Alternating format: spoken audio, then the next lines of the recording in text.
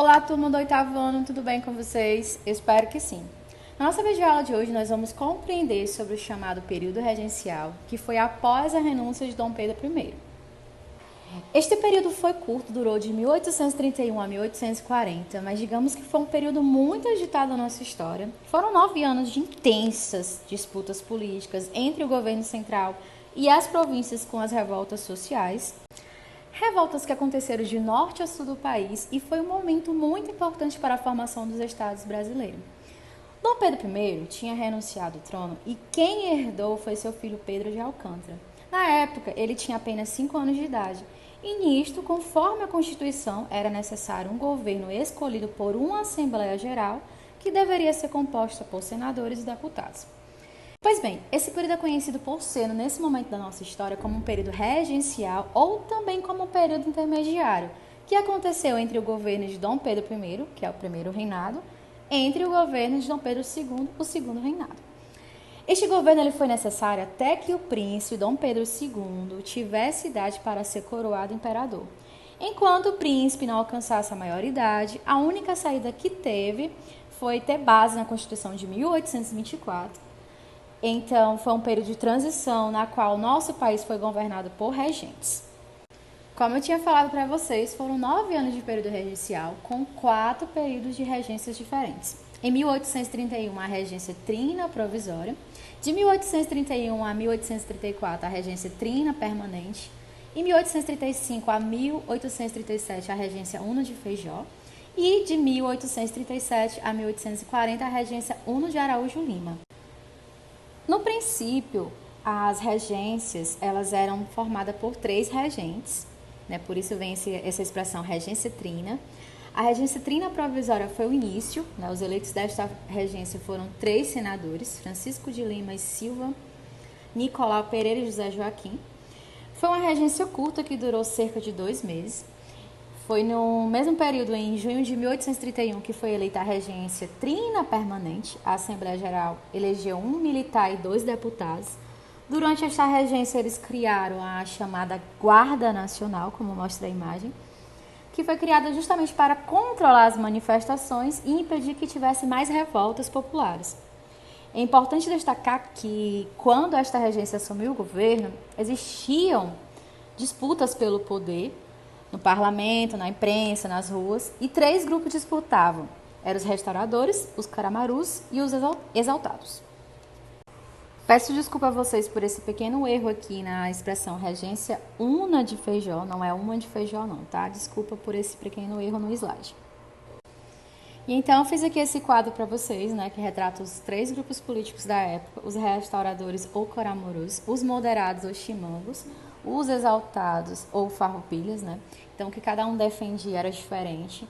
No caso do grupo político restauradores, eles defendiam a volta de Dom Pedro I ao poder e era contrário às reformas sociais da época, pessoas mais conservadas, digamos assim.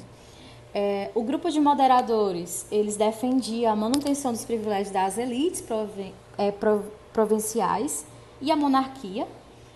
E o grupo Exaltados ou Farroupilhas, eles defendiam o federalismo, que era a garantia de autonomia política e econômica para as províncias. Então, parte deles era favorável por uma república, né? Então, eles defendiam esse lado da autonomia. Nesse momento do início das regências, o homem mais importante era um poderoso restaurador, né? Que era o padre paulista Diogo Antônio Feijó, e dentro de um contexto de divisão. Esse momento foi marcado por uma grande divisão e de revoltas populares.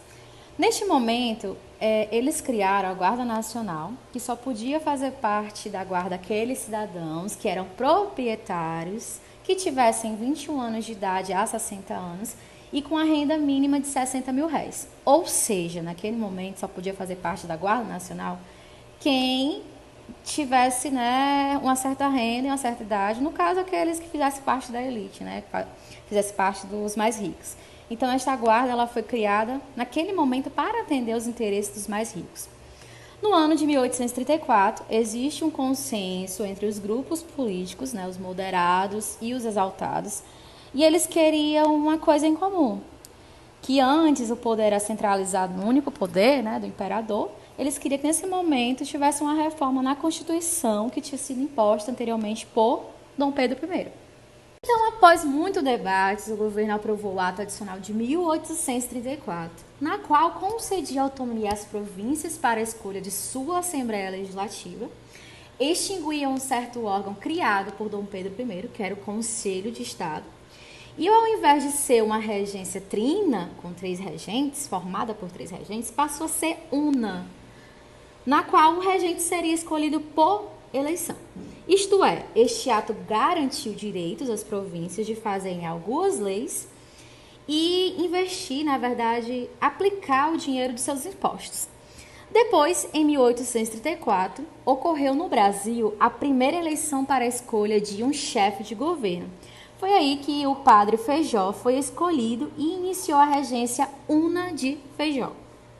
Durante o governo da regência Una de Feijó, houveram 2 rebeliões, a cabanagem no norte e a farroupilha no sul. Uma grande polêmica do governo do padre era que ele era favorável ao casamento dos padres. E então, em 1837, Feijó renunciou por não ter apoio da Câmara dos Deputados. Neste mesmo ano, em 1837, Feijó foi sucedido por Pedro de Araújo de Lima. Nesse governo voltou algumas práticas conservadoras. Eles inauguraram o Regresso, um movimento que era liderado por políticos cafeicultores que queriam a garantia da unidade do Império e a ordem escravista. E em 1840, este governo ele aprovou, a regência Una de Araújo, a lei interpretativa do Ato Adicional de 1834, retirando assim a autonomia que tinha sido ganhada pelas províncias e voltando a dar poder ao governo central. Na verdade, um maior poder. É notório que esta regência teve um grande crescimento de políticos conservadores. Durante este período regencial foram marcantes as chamadas revoltas provinciais, que aconteceram em diversos lugares do Brasil, como mostra nas províncias do Maranhão, Grão-Pará, Bahia, Santa Catarina, Rio Grande do Sul. Naquele momento, essas revoltas elas foram impulsionadas por fatores como o alto custo de vida, o escravismo, o autoritarismo dos regentes. Foram movimentos que agitaram as ruas, revoltas escravistas, republicanas. E entre estas revoltas estava a cabanagem, a Guerra dos Farrapos, a Revolta do Malês, a Sabinada e a Balanhada. De uma forma bem breve, a cabanagem ela aconteceu em 1835 a 1840. Ela aconteceu na província de Grão-Pará, que fazem parte hoje os estados do Pará, Amapá, Rondônia, Roraima e Amazonas.